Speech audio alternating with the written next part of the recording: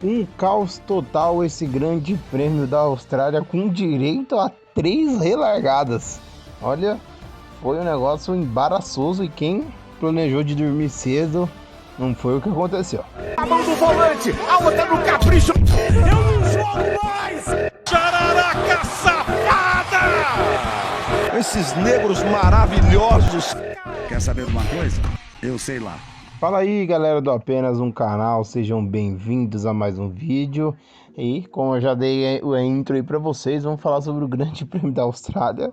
E quem planejou dormir cedo acabou que não ocorreu. Eu fui dormir praticamente depois da comemoração lá, quase 5 da manhã, comemoração no pódio. Hamilton, Alonso e Verstappen estavam no pódio, que pódio de peso, né? Sensacional. Então eu tô gravando esse vídeo aqui no dia 2, quase meio-dia, porque eu tive que dormir um pouco, não consegui gravar após a corrida, porque senão ia ficar muito pesado. Mas enfim, corrida num caos total, tá? Mas principalmente por conta do safety car e das bandeiras vermelhas, né? Porque a gente sabe que a corrida tava ali mais ou menos, né? Bem mais ou menos ali na volta 7, né? Mas só para destacar a largadaça do Russell, tá? O Russell fez uma largada espetacular, digna, pulou na frente e também não tem nada a perder, como foi notado na transmissão, assim como ele e o Hamilton, que também passou o Verstappen ali na segunda curva, claro, né, dando uma embarrigada, mas Verstappen fazia isso, o Hamilton também faz, todo mundo faz, né? Quando você tá ali brigando por posições, não tem santo. Então acabou que o Hamilton também numa ótima largada passou o Verstappen, assim como o Sainz também passou o Alonso tinha perdido uma posição. Enfim, a corrida estava se encaminhando, o Verstappen, e eu acho que o Verstappen passaria se continuasse nesse cenário, tá? Claro que ia ter uma dificuldade maior, com certeza, com as duas Mercedes ali na frente dele. Ele tá lutando contra dois carros, né? A realidade foi diferente quando veio o primeiro safety car aí. Mas só que ele conseguiu ter essa sorte, digamos, de que o álbum bateu. E aí, assim como no primeiro e no segundo safety car, na primeira e na segunda bandeira vermelha, que foi aí causada pelo Magnussen, primeira pelo álbum, o álbum espalhou um pouquinho ali da brita na pista.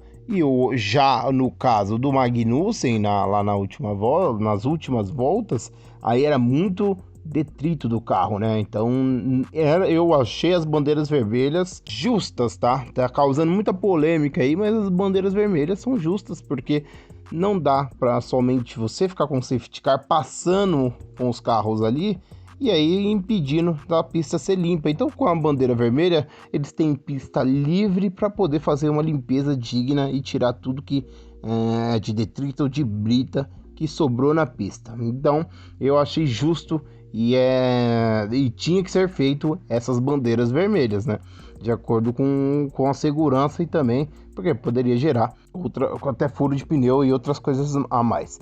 Enfim, e a partir daí o Russell e o Sainz foram pro box. O Sainz estava em quarto e o Russell estava em primeiro já para fazer a estratégia de parada, aproveitando ali o safety car, mas só que logo em seguida veio a bandeira vermelha e aí prejudicou um pouquinho a corrida ali do Sainz, que quando dá a bandeira vermelha é permitido mexer no carro. Então eles pararam e acabaram que a corrida ficou prejudicada, né? Porque eles ficaram lá para trás e todo mundo ia ter a possibilidade de trocar o pneu ali na volta 9.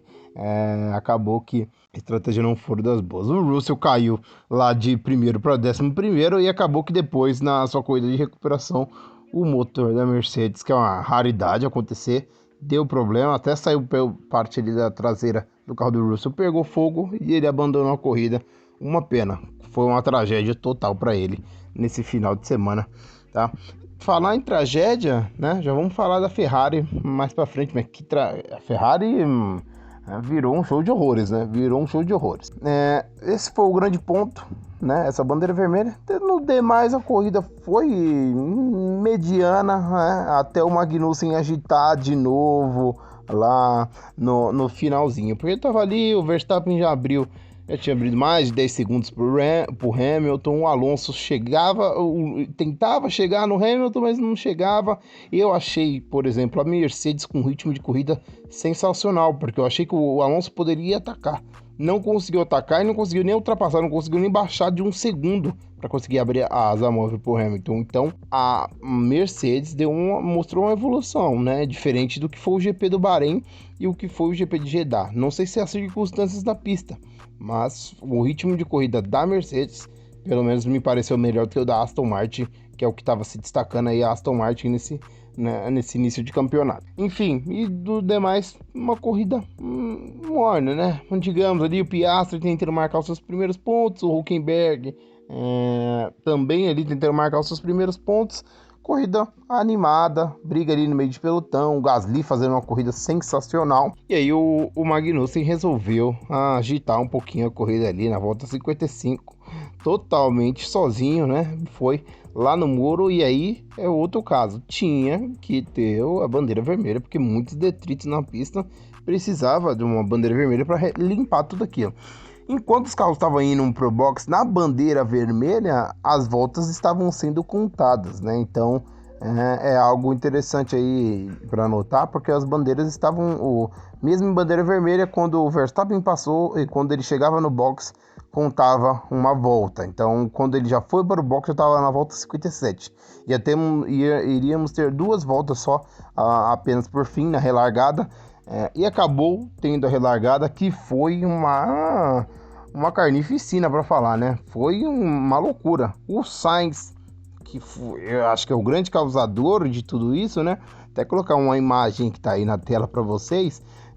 Tocou no Alonso, né? O Alonso já estava quase em cima da zebra, praticamente em cima da zebra. O Sainz foi lá, sendo que ele tinha todo o espaço um pouco ali para fazer mais a curva à direita, mas ele foi lá em cima do Alonso, calculou mal ali e ainda ficou indignado com uma penalização. Eu achei um absurdo ele ficar indignado com essa penalização. Parece jogador quando entra com um carrinho duro no outro jogador e fica indignado com um cartão amarelo, né? Não dá, né, Sainz?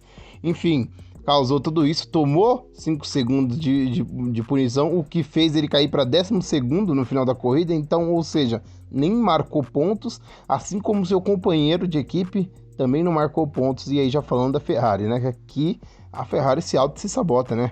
Ferrari, o Sainz, quando fez essa besteira, e aí estava indo até pro pódio nessa circunstância que o Alonso foi tocado, mas perdeu 5 segundos, 12º. Leclerc na primeira volta já teve um toque com o Stroll, que não teve o que o Stroll fazer, porque o Stroll estava encaixotado ali entre o Alonso e o Leclerc. O Leclerc que foi muito ousado, e aí o Stroll não tinha o que fazer. Também abandonou já logo na primeira corrida. Então Ferrari sai sem seus pilotos marcarem pontos e sem nada de marcar pontos nos construtores. É incrível como a Ferrari faz um trabalho ruim, péssimo nesse início de campeonato. Conseguiu piorar em relação à temporada passada, né? É triste, né? É triste, porque era a equipe para se pôr ali, para brigar com a Red Bull. Parece que tá bem longe disso, né? E aí, esse toque que o Sainz gerou um caos total. O Sargent tocando no De Vries e os dois saindo também da corrida. O Ocon tocando no Gasly e as duas Alpines indo ao muro. Foi um total strike que aconteceu ali após essa relargada aí na volta 57.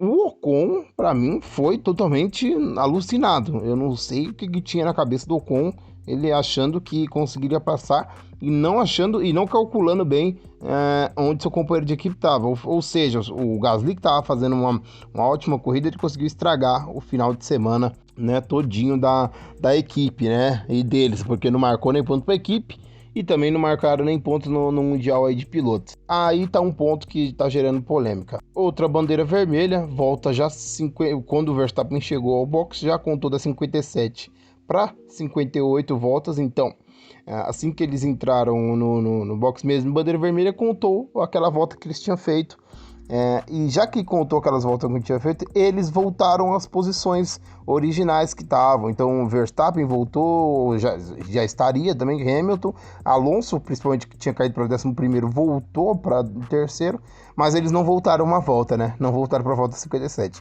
Manteram na volta 58, né? Que acabou tendo uma relargada, né? Com a relargada lançada ali em movimento. Não vejo nada, eu vi muita gente comentando aí sobre a largada parada, mas eu acho que é o procedimento, e se os pilotos não calculam um ponto bem, problema é deles, né?